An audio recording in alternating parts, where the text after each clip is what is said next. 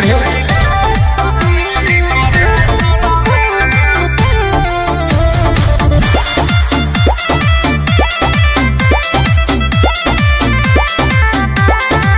काहे से लागल हलुआई बा पूरी मिली जान हो बिया है विदाई बा घटाई ना ओतना तो पान खा के थूक दिहिले जितना की ओकर कमाई बा। चुप रह खाली ऐसे ही बोलना।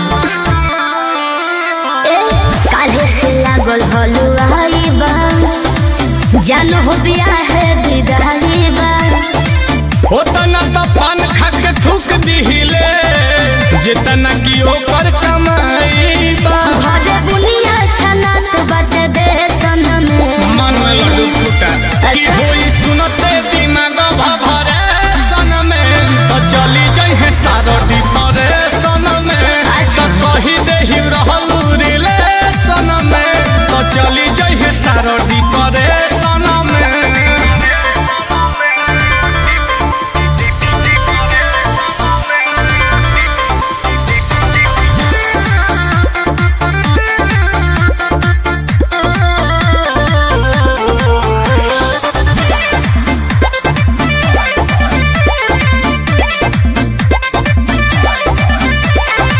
प्यार नहीं भइल मुकम्मल हो छोटा तारा रे नील कमल हो जे चुक जरी तो हे ठेके न दे रोज निरहन रमल हो।